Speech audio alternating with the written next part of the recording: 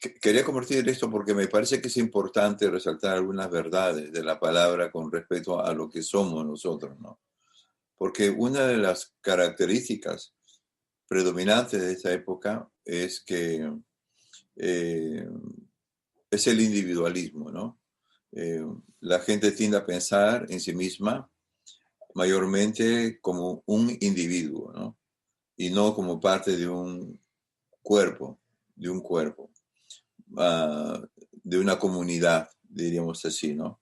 Entonces, diríamos, el hombre contemporáneo, la gente hoy en día ha desarrollado cierta alergia a ser parte de un grupo y tener compromiso con un grupo, ¿no? Eh, Hay un rechazo a todo aquello que pudiera coartar su libertad, sus deseos, interferir en sus planes. Y esta es una mentalidad que lamentablemente se ha metido en la iglesia, ¿no? Entonces muchas personas hoy en día, aunque profesan ser creyentes, dicen que tienen una relación personal con el Señor, ¿no? Pero no tienen una relación vital con la iglesia. Y entonces son creyentes aislados, desconectados de otros hermanos, ¿no? Y esto no es posible, eso no está bien, ¿no? Estar en Cristo es estar en la iglesia. Amar a Cristo es amar a la iglesia. Preocuparse por la iglesia involucra eh, tener una relación con Cristo, pero amar a Cristo es amar a la iglesia. Voy a leer un pasaje que se encuentra en Tito, capítulo 2, versículo 14. Si tienes tu Biblia allí, puedes buscar en Tito, capítulo 2, versículo 14. Dice, Él se dio a sí mismo por nosotros para redimirnos de toda maldad y purificar para sí un pueblo propio, celoso de buenas obras. Voy a leer de nuevo el pasaje, ¿ya?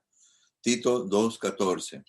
Dice así, Él se dio a sí mismo por nosotros para redimirnos de toda maldad y purificar para sí un pueblo propio, celoso de buenas obras. Como puedes ver, el Señor Jesús no está hablando aquí solo de individuos, ¿no es cierto?, sino de un pueblo, una congregación, un grupo de personas, ¿no? Quiere crear un pueblo y no meramente salvar individuos aislados que crean en Él, ¿no? Sino todo lo contrario, ¿no? Él quiere tener un pueblo propio, una iglesia, ¿no es cierto? El interés de Cristo por la unidad de su pueblo quedó claramente establecido, demostrado cuando estudiamos la semana pasada la famosa oración del Señor Jesús por la unidad de la iglesia en Juan capítulo 17. Recuerdan ustedes, él ora por la unidad de la iglesia en Juan 17, versículo 11. Voy a leer en nuestras Biblias, Juan 17, nuevamente para recordar las palabras de nuestro Señor Jesús. Juan 17, versículo 11, dice así, ya no estoy en el mundo, pero estos están en el mundo y yo voy a ti, Padre Santo, a los que me has dado, guárdalos en tu nombre, para que sean uno así como nosotros, para que sean uno así como nosotros, ¿no? Y luego el versículo 20 dice, pero no ruego solamente por esto, sino también por lo que han de creer en mí por la palabra de ellos, para que todos sean uno, como tú, Padre, en mí y yo en ti, para que también ellos sean uno en nosotros, para que el mundo crea que tú me enviaste. Yo les he dado la gloria que me diste para que sean uno, así como nosotros somos uno. Yo en ellos y tú en mí, para que sean perfectos en unidad, para que el mundo crea que tú me enviaste y que los has amado a ellos como también a mí me has amado, ¿no? O sea, el énfasis de esta oración del Señor Jesús es la unidad de la iglesia, ¿no? Está orando por la unidad de los creyentes, es un asunto prioritario en el corazón del Señor Jesucristo, ¿no? Entonces, ser parte activa de la iglesia es, es algo eh, que no es opcional, ¿no? No es opcional ser parte activa de la iglesia. sino que es responsabilidad de todo creyente, ¿no? Si te llamas a ti mismo cristiano o cristiana, pero no eres un miembro de la iglesia, de una iglesia a la que asistes regularmente, entonces, si una persona dice que cree en Cristo, pero no es miembro de una iglesia a la que asiste regularmente y está comprometida con esa iglesia, yo dudo de que esa persona sea realmente creyente, dudo que esa persona sea realmente cristiana, porque todo verdadero cristiano anhela la compañía de otros hermanos, la relación con otros hermanos, establece conexión, establece relaciones. Entonces, si alguien dice, yo creo en Cristo, Cristo es mi Salvador, pero nunca se ha involucrado con una iglesia local en cualquier parte donde se encuentre, en parte del mundo, entonces ese es un creyente, es una persona que no es salva, está yéndose al infierno, no es cristiano.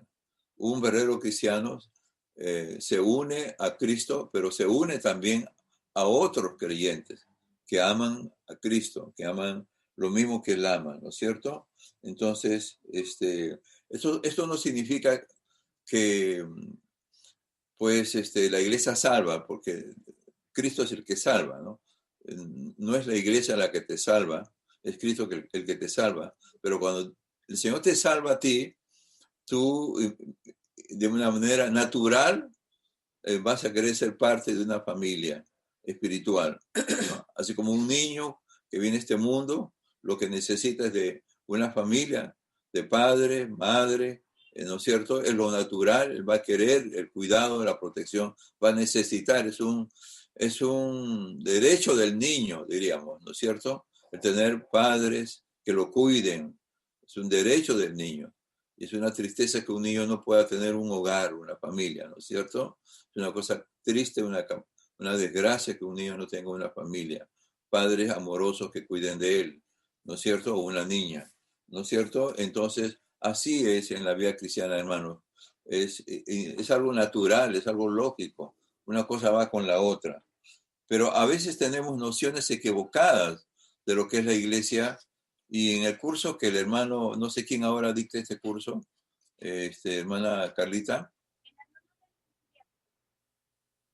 ¿no te escucho? El hermano Nelson Siriaco. Ah, sigue el hermano Nelson, ¿no? Yo sé que lo está enseñando muy bien. Estoy repasando lo que él mismo está enseñando, ¿no? Una noción equivocada de la iglesia es que la iglesia es un edificio.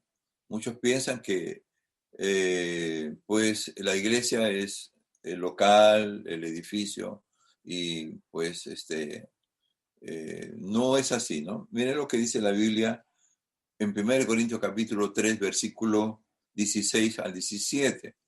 1 Corintios capítulo 3, versículo 16 al 17. Si pueden buscar tu Biblia allí, 1 Corintios capítulo 3, lo que me están escuchando, dice así en 1 Corintios capítulo 3, versículo 16 al 17. Dice, ¿no sabéis que sois templo de Dios y que el Espíritu de Dios mora en vosotros? Si alguno destruye el templo de Dios, Dios lo destruirá a él, porque el templo de Dios, el cual sois vosotros, santo es. Muchas veces hasta decimos, voy al templo, ¿no? Voy al templo, el templo tal o la iglesia tal, pero ni siquiera se le debe llamar a la iglesia el templo, porque el templo, según el Señor, somos nosotros, ¿no? El Señor habita en nosotros. Somos nosotros, no es un edificio. Un edificio, ¿qué va a pasar con ese edificio cuando Cristo nos lleve? Eh, nos lleve, o el templo seguirá allí, pero ya no es un templo de Dios, porque el Señor no habita en edificios de 4 paredes, de ladrillos, no. El Señor habita en creyentes y nosotros somos el templo de Dios, ¿no? Y él dice inclusive, si alguno destruye el templo de Dios, Dios le destruirá a él, porque el templo de Dios, el cual sois vosotros, santo es. Entonces nosotros somos el templo de Dios, ¿no? Muchas veces algunas personas han pensado de que no somos una iglesia porque no tenemos un templo, un local, ¿no? En forma de iglesia, pues como tiene la estructura de una iglesia con la cruz y todo ello, ¿no? Estamos en el patio de un colegio. Pero aunque no tengamos un local propio, somos una iglesia, somos el templo de Dios, porque el Señor habita en nosotros, ¿no? Eso es muy importante, ¿no es cierto? Otra idea equivocada de la iglesia es que la iglesia es lo que celebramos el domingo en la mañana. La iglesia es el culto que celebramos el domingo por la mañana, ¿no? Entonces, esta es una noción muy popular y pues esta idea es la culpable de que muchos cristianos no sepan cómo poner sus dones al servicio del Señor. Si la iglesia es solamente lo que celebramos el domingo en la mañana, ¿qué pasa con los creyentes que no tienen participación en ningún ministerio, ¿no? Por ejemplo, no están en el ministerio de alabanza, o no están en el ministerio de escuela dominical, o no están en el ministerio de servicio o de intercesión, ¿no es cierto? ¿Qué pasa con ellos? ¿No son la iglesia? Si la iglesia es lo que ocurre cada domingo, o lo que ocurría cada domingo cuando nos reuníamos, ¿cómo podrán poner sus dones y talentos ahora que no nos podemos reunir? ¿No es cierto? Me refiero a aquellos que no predican, aquellos que no enseñan en la academia bíblica, aquellos que no están en la escuela dominical enseñando a los niños. ¿Cómo podrán poner en función sus dones, sus talentos, ¿no? Si diríamos, ya no nos reunimos, ¿no es cierto? Ah, eh, este es un concepto que nos hace daño a nosotros. La iglesia no ha dejado de ser iglesia porque ya no nos reunimos, ¿no? Aunque no nos reunamos, seguimos siendo la iglesia camino de restauración.